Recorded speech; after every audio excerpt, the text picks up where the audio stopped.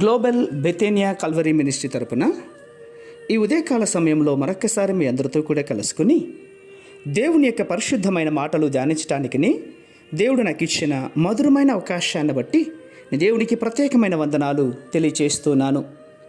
ఈరోజు కూడా పరిశుద్ధమైన వేద గ్రంథంలో నుండి మరి ఒక చక్కటి మాటను చదువుకుందాం.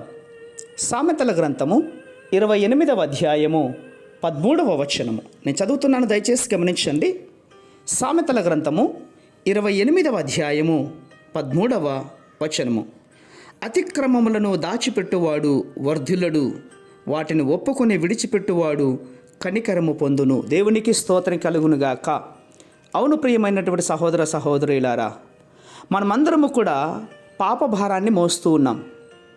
భూమి ఆకర్షణ ఉన్నట్లుగా మానవ స్వభావం దిగజారిపోయింది. కానీ దేవుడు మనల్ని రక్షించడానికి ఇష్టపడుతూ ఉన్నాడు.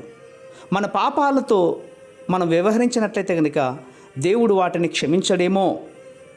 వాటిని కప్పిపెట్టడం, మన మాటలతో మన పాపాన్ని కప్పిపెడుతున్నామన్నటువంటిది మర్చిపోవద్దు. ఇదొక అబద్ధం. అవును, ఇతరులను మనలను కూడా వంచుకొని దేవునితో అబద్ధమాడుతూ ఉన్నాం. అబద్ధాలు అంధకారమైనటువంటివి ప్రియులారా.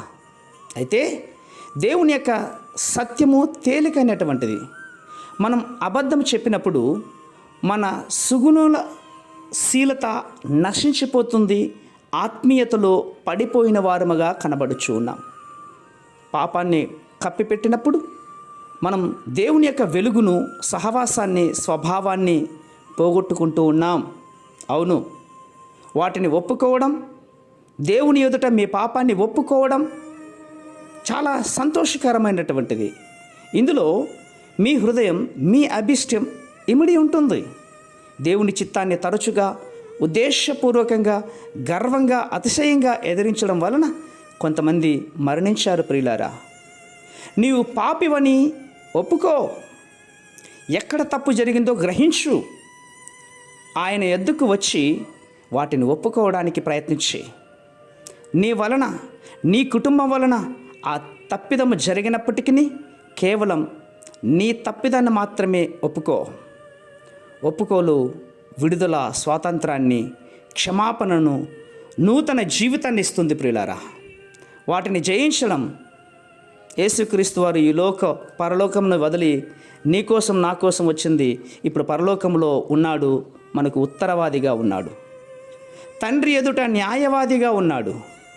ఆయనను హత్తుకోవాలి, ఆయన ప్రేమించాలి, ఆయన యొక్క వాక్యపు వెలుగులో మనం నిలబడాలి. అప్పుడే ఆత్మీయ జీవితంలో మనము గ్రహించిన వారం అవుతాం. నిత్యముగా కనికరాన్ని పొందుకుంటాం. ప్రేమ నమ్మకమైనటువంటి మా ప్రియ పరలోకపు తండ్రి, ఈ మాటలు వింటున్న బిడ్డలందరూ కూడా మీ కనికరానికి పాత్రలుగా జీవించే తత్వాన్ని మీరు దయచేస్తారని విశ్వాసంగా నమ్ముచ్చు. చిన్న ప్రార్థనను మా రక్షకుడిని యేసయ్య బట్టి అడిగి వేడుకుని పొందించున్నాం మా తండ్రి. ఆమేన్, ఆమేన్, ఆమేన్.